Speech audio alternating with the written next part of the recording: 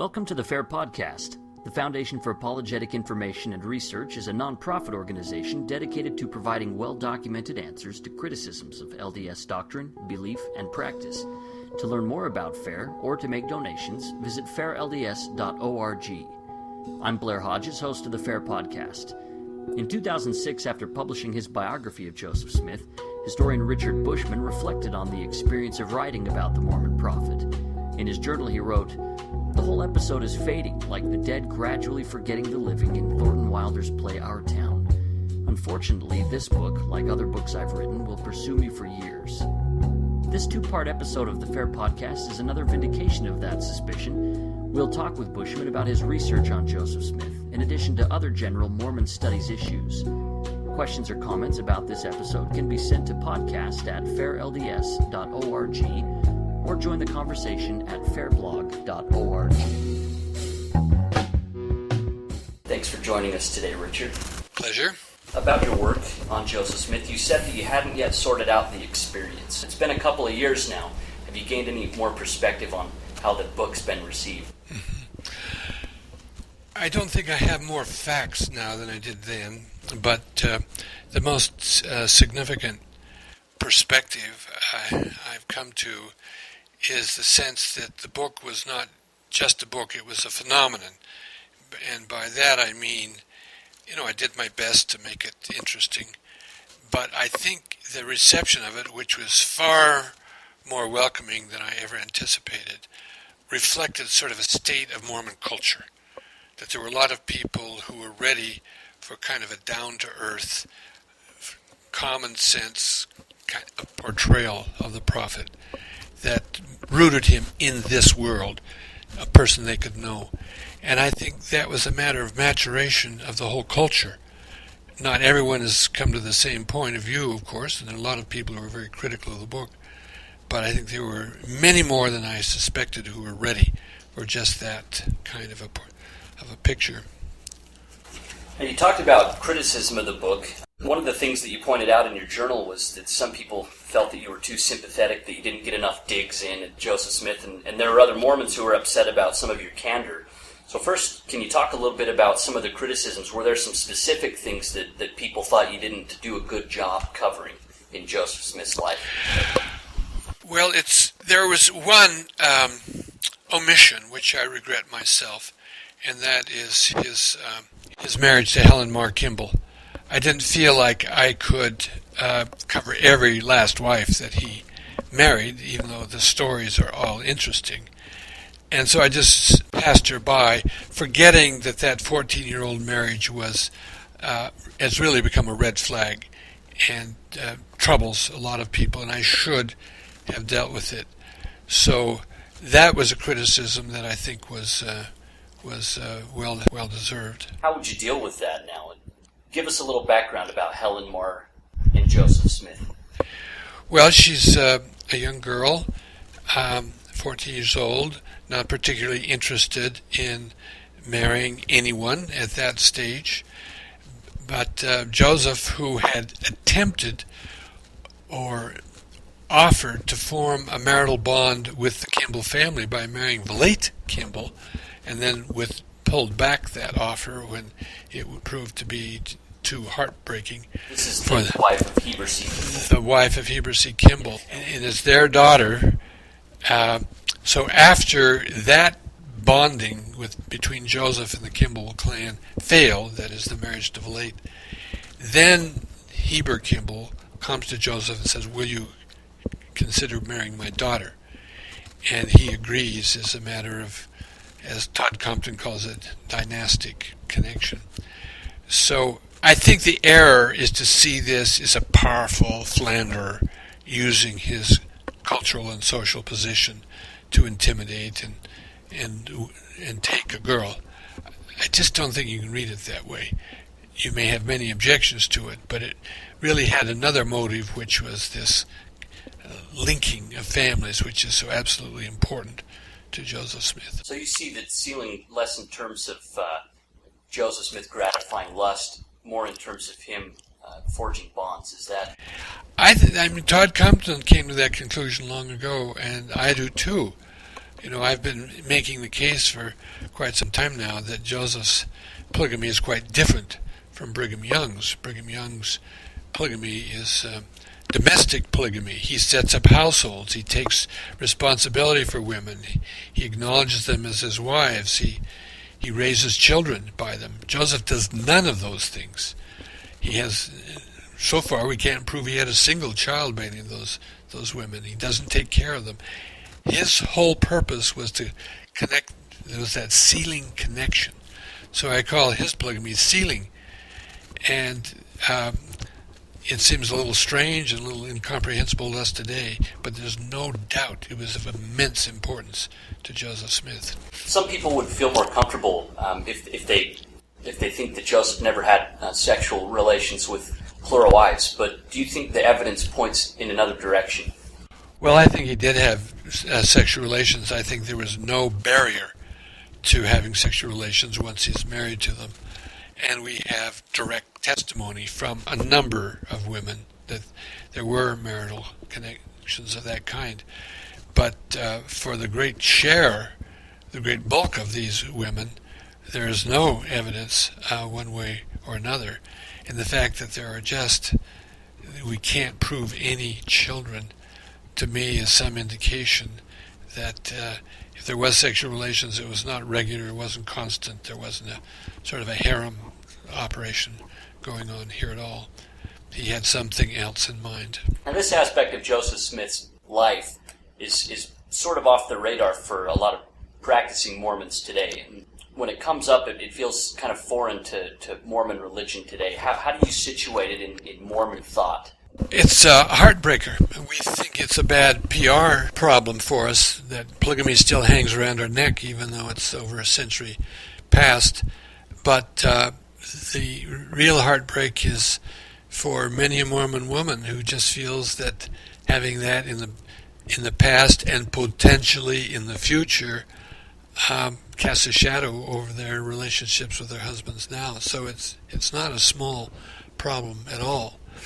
I think it's important to point out the sealing aspect of it. That's one avenue. I think the other point that I'm now contemplating, I'm not sure I can nail this down, is that clearly this was a practice not forever, not as an eternal law, but for a time. That's what the Book of Mormon says. It's clearly for a time. And I think it was to build up Israel. I think that was the point of it. Plural marriage does tend to bother a lot of Latter-day Saints today. I think when we think about it, it just seems so different from what we've experienced. After you wrote the biography, you received a number of letters from people who asked you about that. And what's some of the advice you'd give to someone who wrote you and said, I don't understand what Joseph Smith was doing, and it's bothersome to me? You mean about polygamy or about everything? Polygamy or any other issue that perhaps they weren't aware of before reading the book. Yeah. Well, my policy has been as a scholar to never evade problems. I think it's a mistake to think we can circumvent them or bury them under the rug or hide them. That simply does not work. I think you have to confront them directly, and I think that works for scholars. I think it works for individuals. If there's something that really annoys you in Joseph Smith's life, you should state as clearly and exactly as possible what it is that's troubling, even writing it down. Because in the very process of understanding the problem, you often go halfway towards finding a resolution or a perspective that's helpful to you. So I think people who are having troubles with the church develop this vague sense of doom, of something horrible happening. And so long as you're just fighting demons, you can't get anywhere. You've got to bring them out in the open and say exactly what it is that's the problem. One issue that people bring up is Joseph Smith's first vision. There were different accounts that Joseph Smith gave of that. The earliest account from 1832. What sticks out to you about that earliest written account? I read those varying accounts somewhat differently than some. Many Mormons are struck by the first one seeming to indicate a single visitor, the Lord, versus the Father and the Son later on. That doesn't strike me as a heavy-duty problem, because when we tell stories, and this is a very abbreviated account, some things get left in that are brought out later. What strikes me is most important about the 1832 account is that it's not about all the churches being wrong. That's one subordinate question. The primary question is, what is his standing with the Lord? And the primary outcome of this vision was that he was forgiven. So in a sense, it's a conversion experience.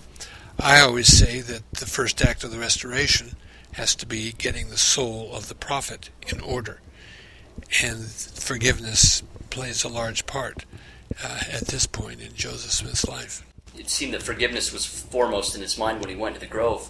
That reminds me of 3 years later when he's praying again, and Moroni comes to him. It seems to me the same kind of question then. The same question. How does he stand with the Lord? And that question never went away. When Joseph Smith receives a visit from Christ in the Kirtland Temple, one of the first things Christ says to him is, your sins are forgiven you. We sort of lose sight of the personal religious needs of Joseph Smith because he's such a man of action and force and strength. But he was a man who had sorrows for his own sins and needed forgiveness. In the past, we've emphasized the Joseph Smith story as him going into the grove, wondering which church was true, asking, receiving an answer. And you're saying a different way to look at it would be a personal example of someone seeking personal forgiveness in a relationship with God.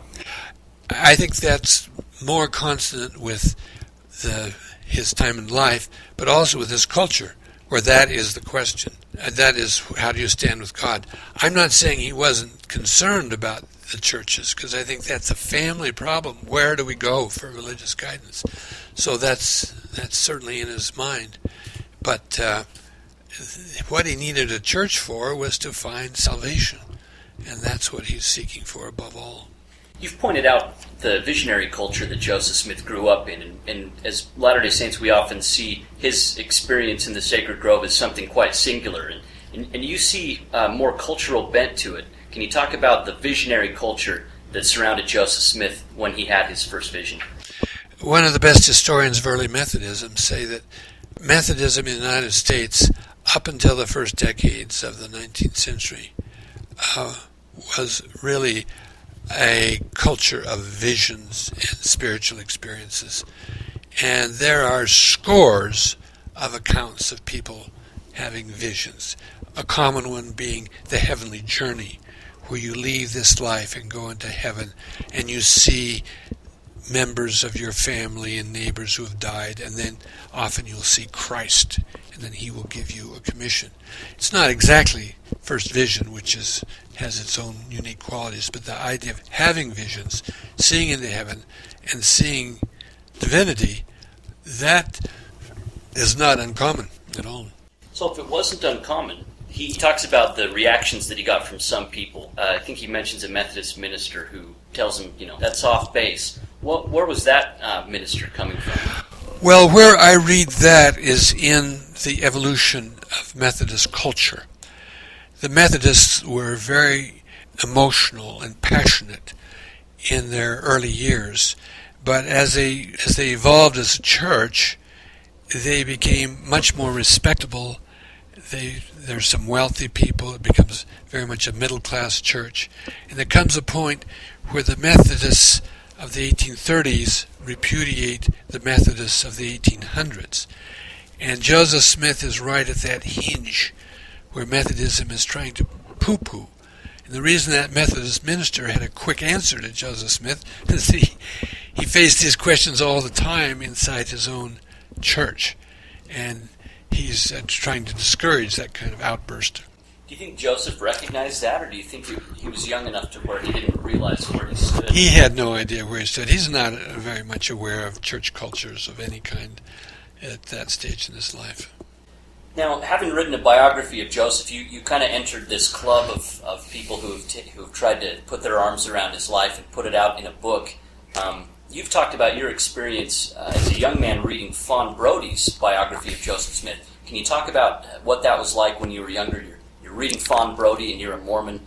I can't remember exactly when it was. The book was published in 1945. I was in New England for college, And she was living in Connecticut, I believe, when she was excommunicated. And S. Dilworth Young, who was mission president when I first arrived in New England, I believe had been involved in that. I may be a little wrong on that, but he was telling stories of it. So I was sort of aware of her as a person in the environment. I read the book. It was not an earthquake for me. I don't know whether it's because I was at Harvard and I was sort of accustomed to sort of critical attitudes towards religion, and this was just one more. I sensed it not as a challenge to my testimony, but as kind of an intellectual challenge.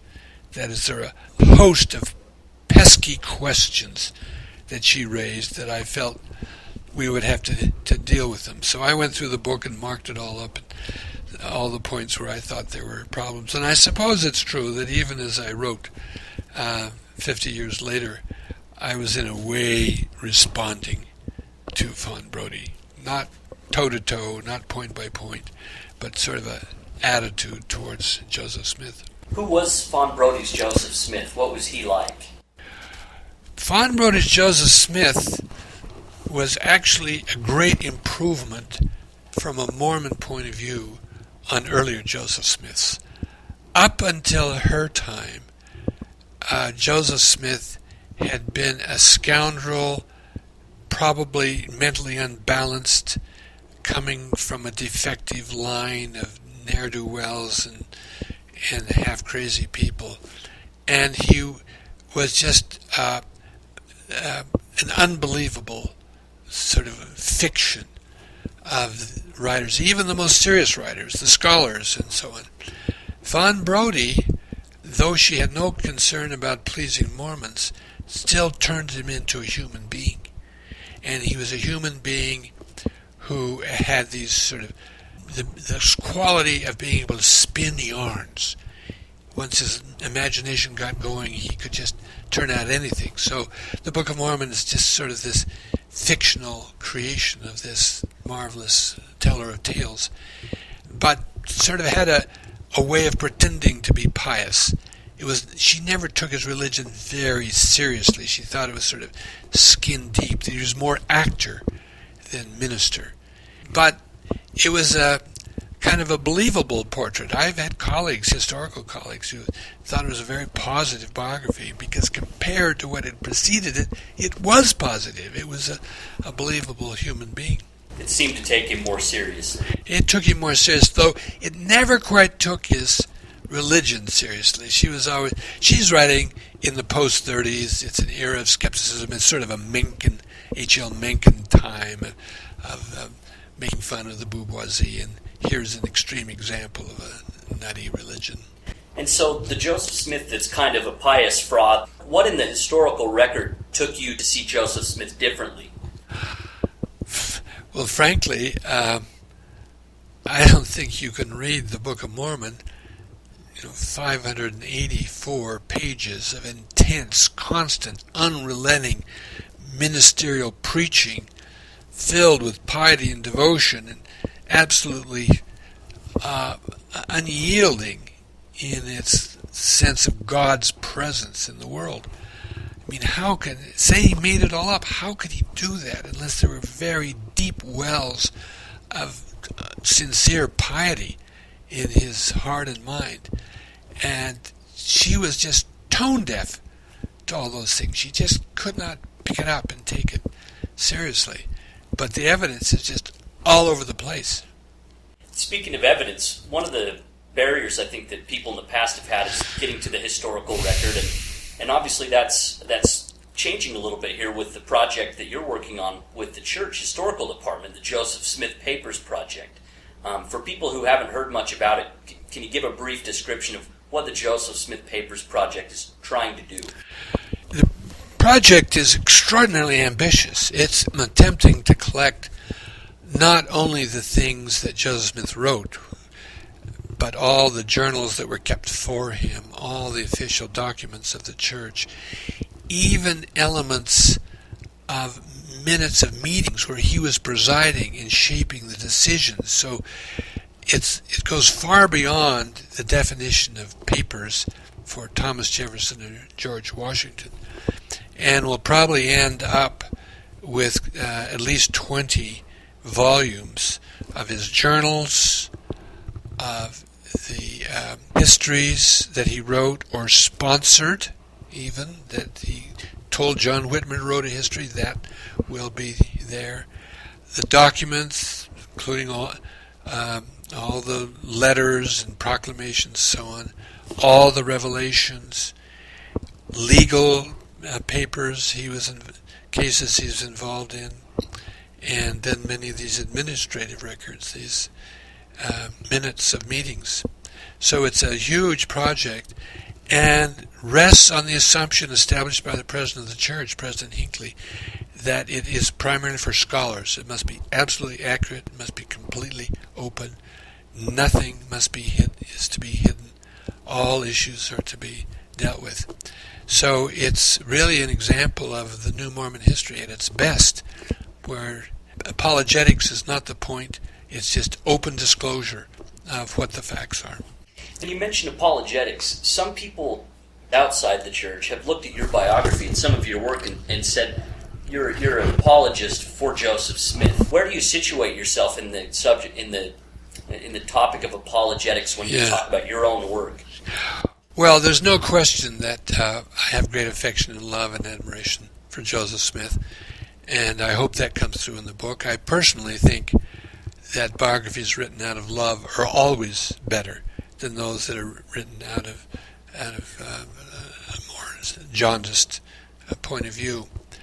Don't tell that to Hitler's biography. No, there are some exceptions. It's true, but John D. Rockefeller, you can rake him up and down the coals, but Chernoff's biography of him is written with great affection and admiration. All the great biographies are affectionate biographies. So there's that. I haven't felt any obligation to explain things that are difficult to explain, like polygamy. I don't try to say, well, it all makes sense if you just look at it in the right way. It doesn't necessarily make sense. It just happened. So when I run into things like that, I just tell what happened. And in the end, personally, I think that's more persuasive and attractive than a book that tries to tidy everything up and make it all seem correct and right. When we were speaking of Fawn Brody, that's kind of where you two meet. Is she didn't seem as concerned, as you said, to keep Mormons alongside her. And you've talked about your desire to keep Mormons along with you in rough stone rolling in the biography, but also to give outsiders a glimpse at what it's like to see Joseph Smith from the inside. And it seemed like, from some of your writings, that you felt, even though you tried that, maybe that it couldn't fully work with some people. Yeah. What was the difficulty there? Well, it's a gap that I'm not sure can ever be closed completely, because our assumptions about the formative experiences of Joseph Smith are so different, going from a believer to a non-believer. So I'm kind of reconciled that there will always be a gap there. I do believe that Mormons would do well to offer a Joseph Smith to the world at large that does not require them to believe.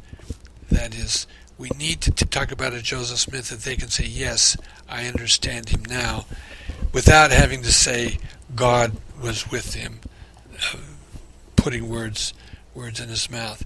And I tried to get as close as I could to that, but there are points where it's quite obvious I'm in awe of what Joseph Smith did, and people can't go with me. Is that what they're saying when they call you an apologist? When an outsider says that, what's the point of that? Well, for instance, I talked to a guy, a very distinguished historian of New York City, and he asked me what I was doing. I said I was working on Joseph Smith. Little smirk on his face, and he said, "Well, Joseph Smith must have been nimble," meaning he had to hop around to keep all of these pretenses in order. And when I So there's a preconception. There's a preconception that when he founded the Kirtland Bank, he was really trying to hoodwink the people. He was another speculator who was trying to pull a fast one. And when I don't go along with that, I don't present this character who's nimble and a little bit scandalous in his activities, then they think somehow I haven't captured the real Joseph Smith. I would insist I have stuck with the sources.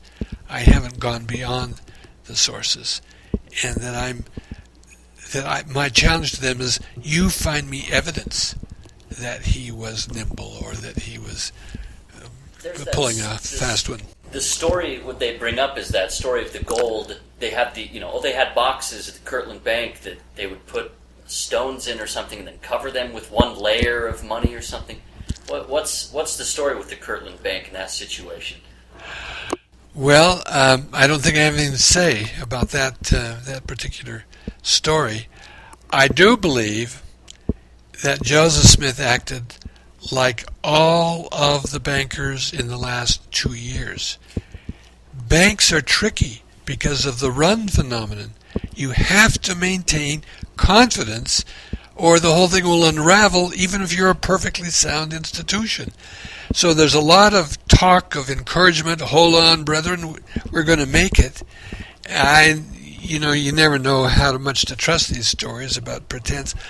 I wouldn't be surprised if there were shenanigans to try to say, look at all this money, or everything's okay, which we wouldn't hold up today, but would be understandable even for someone who's quite sincere and really wanted the well-being of the community above all else. You've talked about some of the reactions from members of the church who kind of maybe approach you and wonder where you stand after they've read your book. What kind of reactions have you gotten from just average members of the church who bump into you? Well, Claudia and I met someone on one of our trips who wanted to know, wasn't sure she wanted to read the book until she knew the author. And when she learned that I'd been a bishop and I was a patriarch, she says, all right, now I will read the book because I will trust you. And so I had other friends who said, when members of my ward would say, what do you think of that terrible book? And then they just said, well, he's a patriarch. And then that settled the whole question.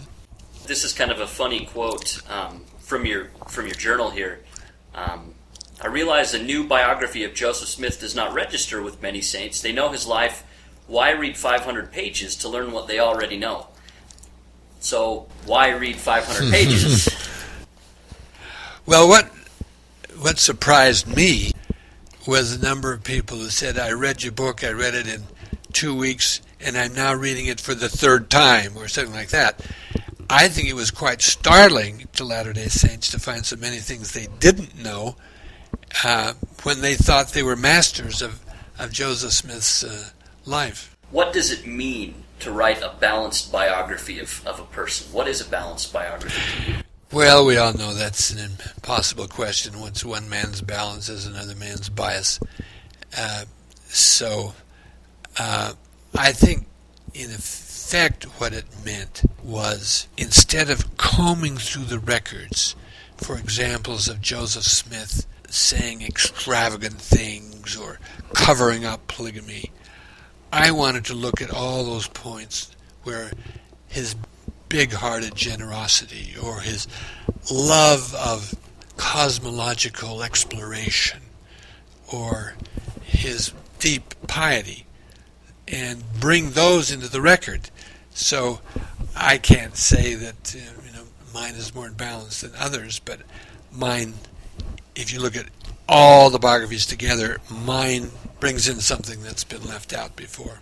There's a lot of judgment that has to be made by a historian when they're writing about Joseph Smith, I believe, based on the kind of sources that we have. And you've been knee-deep in them with the Joseph Smith Papers project. You mentioned the history of the church. It's written, those 6 volumes are written in the first person, as though it were Joseph Smith writing them. And that doesn't really capture what the sources were. At this point, I don't think any reputable scholars will cite the history of the church, the 6-volume history. It is so flawed that it just is not to be trusted.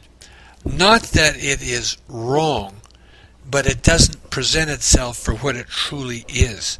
What it is a concoction by historians long after Joseph Smith's death, pulling together documents, excerpts from other people's journals, everything they could find that bore on his life at a given point, mushing it all together and putting it in the first person, as if Joseph Smith was saying it. So the account of Zion's Camp, for example, is filled with stories that come out of many other people's biographies that were thrown into the story 5 or 10 years after he's left the scene, and gives you a Joseph Smith that really is somebody else's Joseph Smith. It's not what he said of himself. So what were they trying to do then? And some of the early church historians, George A. Smith, who was a cousin of the prophet, was one of them, Willard Richards. What did they see themselves as doing? They were putting it in first person. Did they see a problem with that, or what was their approach historically? It was very common. This is not shenanigans of any kind. It's what it is pseudepigraphic literature. You know, all of these writings in the 2nd century BC and CE, in the name of Abraham or of Enoch, that give it authenticity and interest. This was a way of sort of telling a narrative. You could say every historian is lying, because they pull together little pieces from all over and tell it as if it were one clean story, when it's really just their minds making up something based on the little stuff they have. So the fact that you put it in Joseph Smith's own voice is a very small departure from what we do all the time anyway. With the Joseph Smith Papers Project, what are some of the things that have really excited you seeing come out of that project, or perhaps things that you wished you had when you were writing Rough Stone Rolling? Yeah. The greatest additions to the corpus of Joseph Smith materials has come in the legal area. The legal historians who've been working on it have discovered thousands of documents related to cases he was involved in. There are probably around 200 different cases. Almost every point of his life he was involved in a suit in court. And that has yet to be taken into account. Elsewhere, there isn't a lot of new additional material. There are certain areas, this Revelations Book 1 as it's called, which was the printer's copy for the Book of Commandments, has some new revelations here or there. I would say none of them have been startling. They have enriched the story by adding details. What is, I think the contribution will be, is to make them convenient, for one thing, well indexed, and then annotated so that you can read along and you find out a name comes up, immediately where that person is. You get references to other diaries where some similar matters are dealt with, and the whole, what comes out of it is not a new view of the past, but an enrichment of the story we've pretty much known. With all those legal issues that you mentioned, was that unusual for a public figure in the 1800s? Was it unusual to be involved in so many lawsuits? Or? That's a good question. I'm not sure if you compared it to Andrew Jackson or the governor of Missouri or whoever. I doubt that there'd be as many. However, a large number of these were debt suits, and that is commonplace. This is a society that runs on credit because you don't have an established currency or established banking system that is very stable. So people are always borrowing from one another, and that inevitably led to lawsuits. And Joseph Smith was part of that. He was one of the leaders of the debt culture in those days.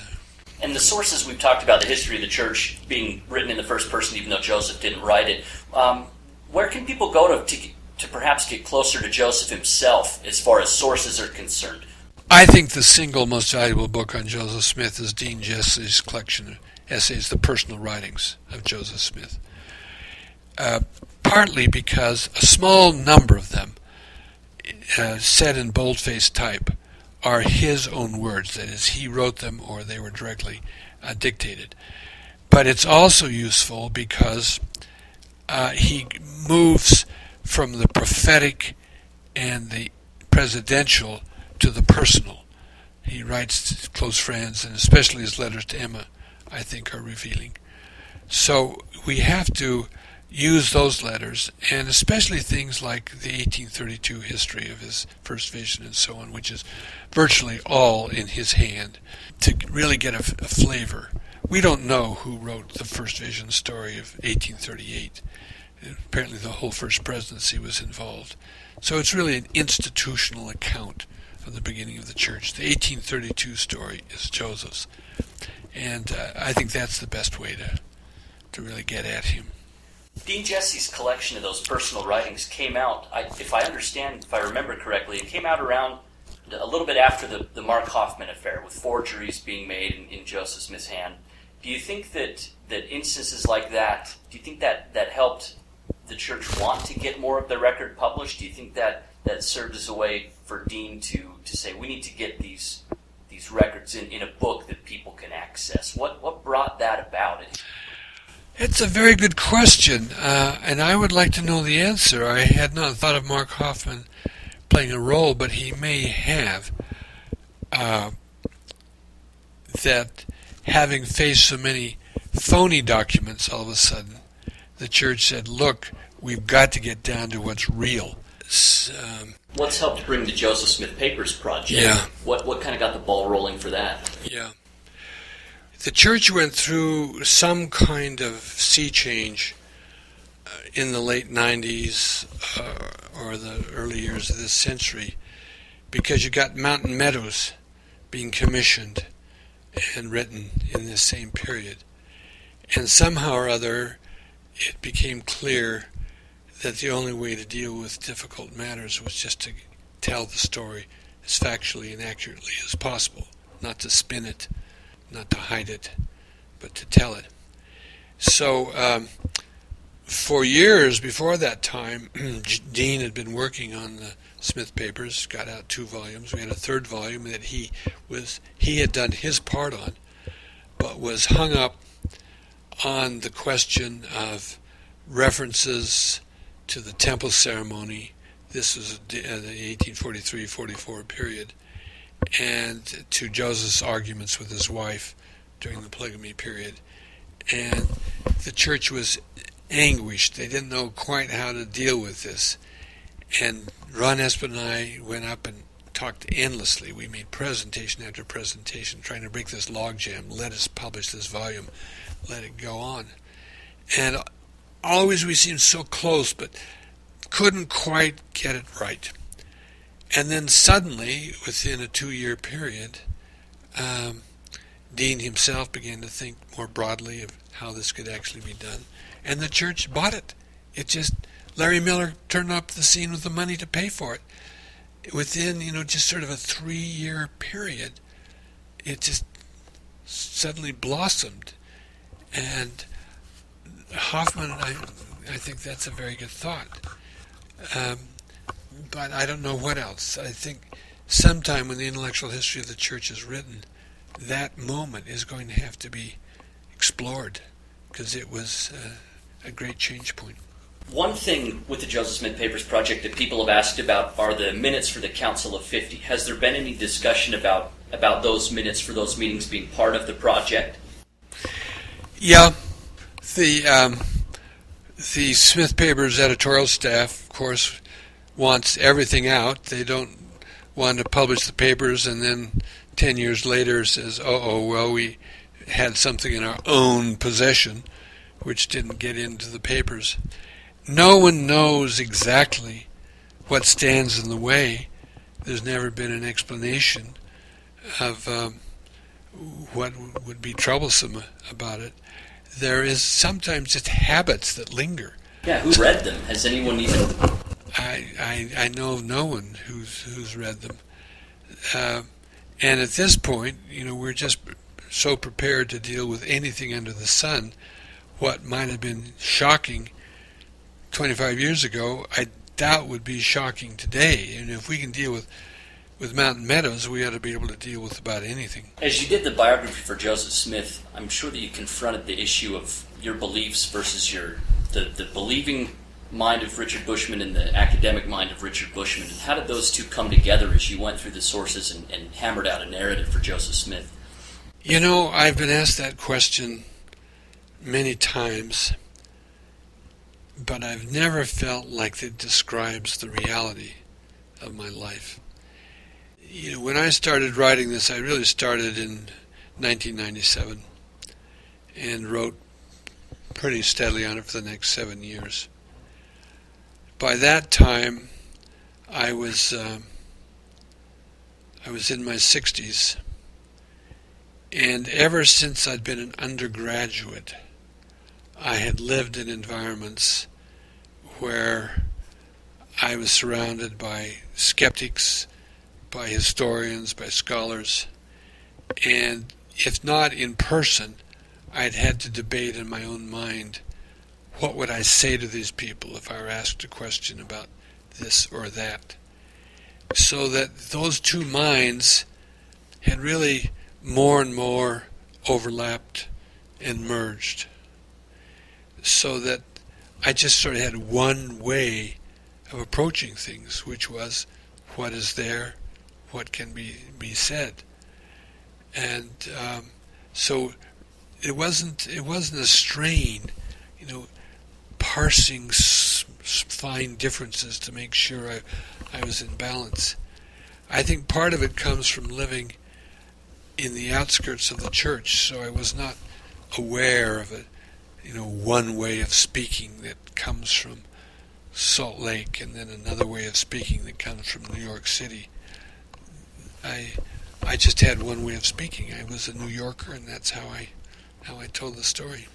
In the journal On the Road with Joseph Smith, you talked about, while you were waiting to give some patriarchal lessons, and you were thinking through a paper that you were going to present to a historical society. So that's not your typical church patriarch. So kind of along that same line, the previous question, then here's a patriarch and a historian sitting.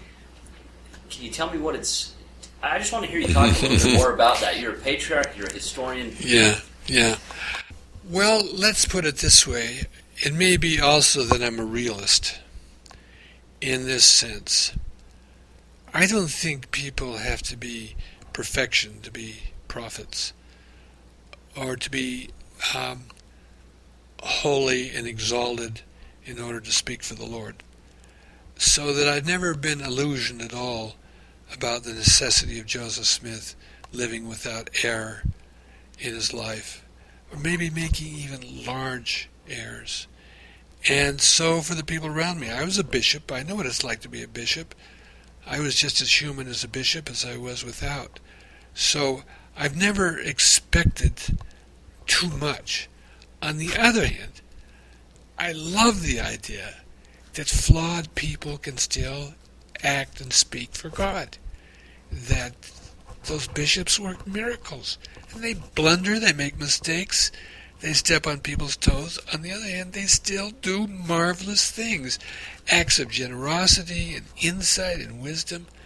So it's that combination of God speaking through frail human beings that I find inspiring. So that's why I say I think I'm a realist.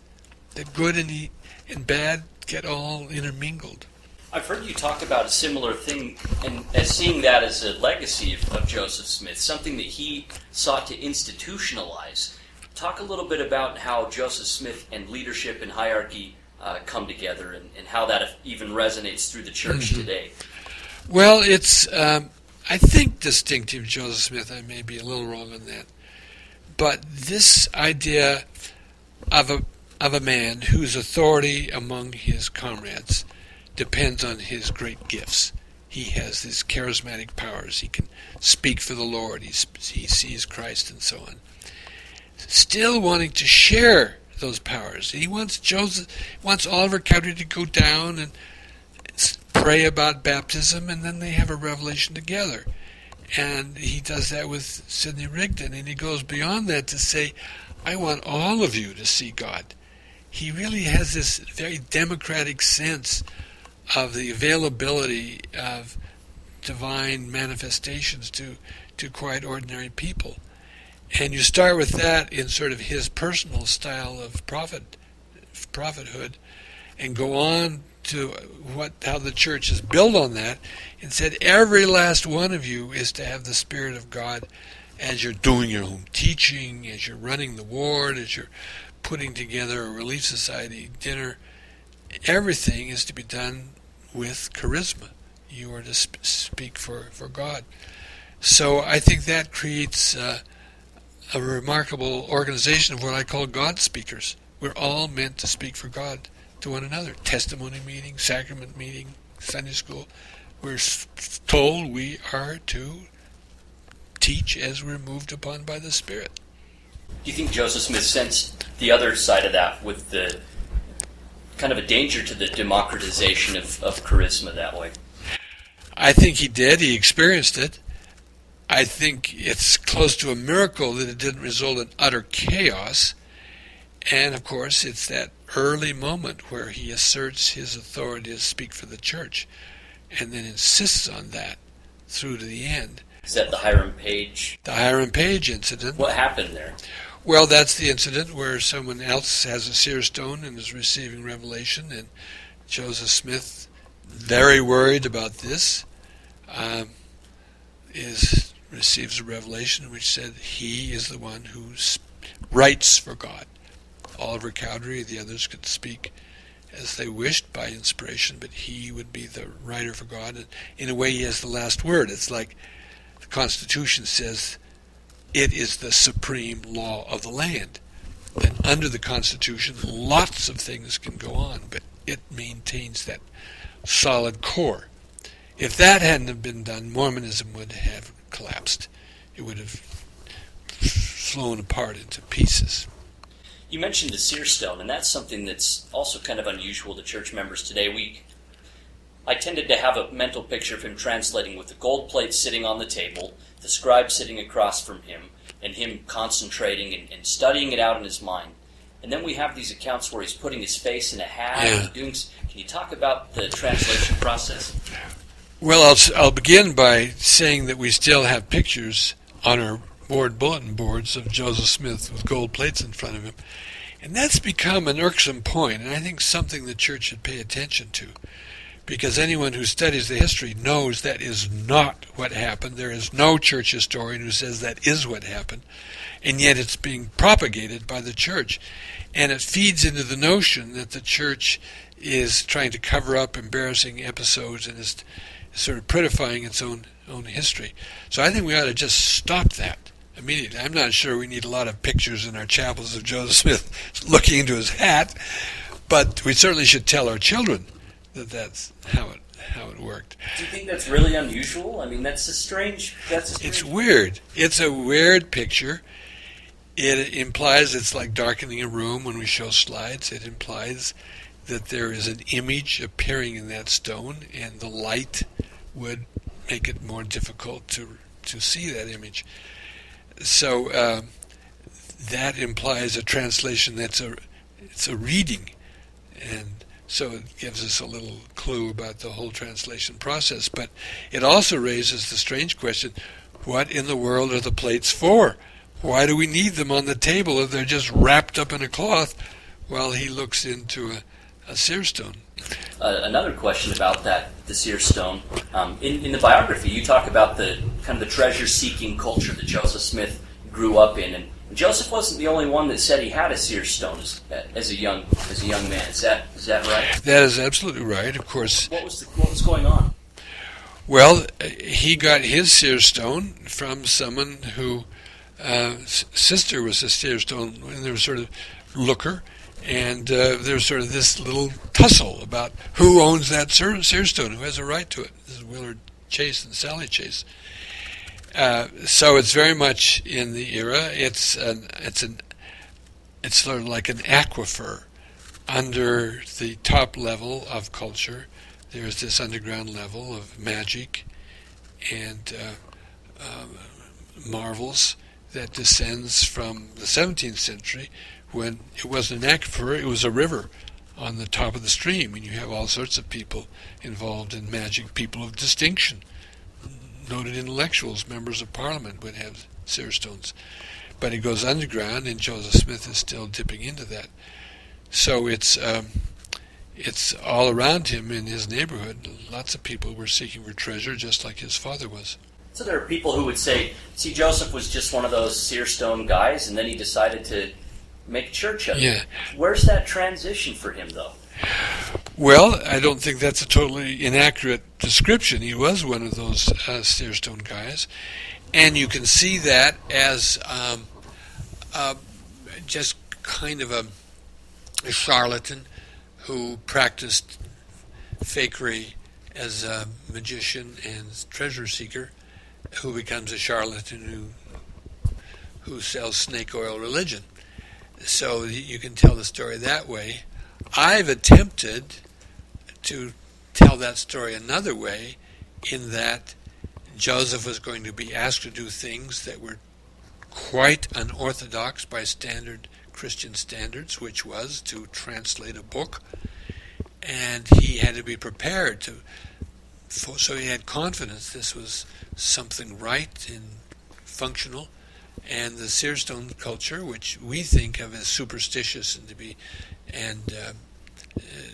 to be looked down upon, he took seriously, and that prepared him to translate those plates.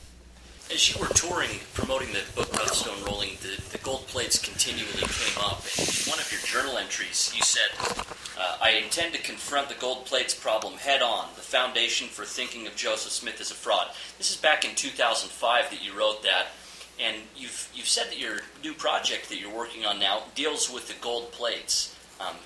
Were the seeds that early when you were doing the Joseph biography, and it's grown into the next project? Well, there it is in the book. The seed must have been there, though I certainly wasn't thinking of writing a book about the gold plates as I am now. That idea is just about a year old at most. But Dan Vogel says it's Joseph's claimed gold plates that is the final evidence that he was a fraud.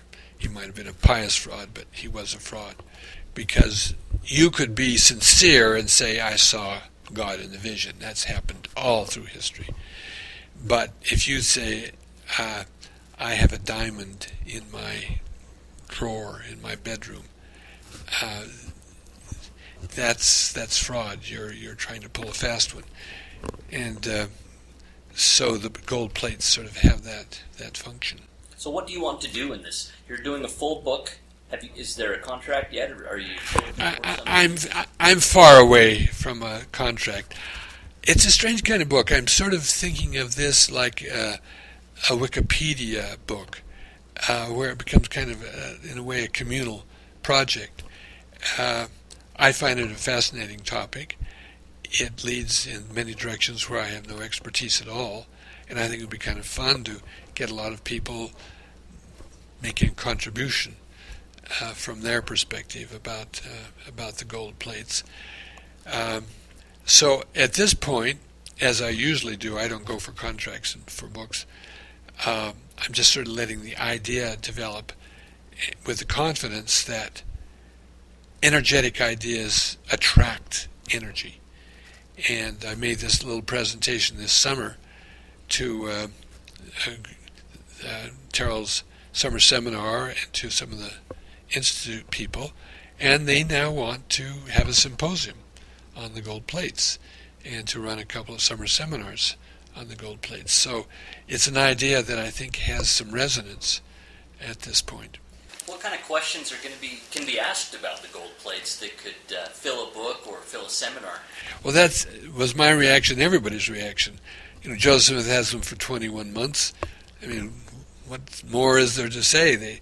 But they refuse to die. They, as soon as the word gets out that there is this book of gold, that immediately captures people's attention. The very first newspaper article on Mormonism speaks of the Gold Bible. E.D. Howe's Mormonism Unveiled has on its title page the Gold Bible in bold type, and it continues to fascinate people down to the present. Consider all our pictures of Joseph Smith with gold plates, or the many replicas of gold plates. And every biennial church art exhibit has entries that show the gold plates and the sort of Laban. So there's force that emanates from those plates, and it leads in lots of directions. It leads into research directions, very high-end efforts to determine, did ancient Israelites write on metal?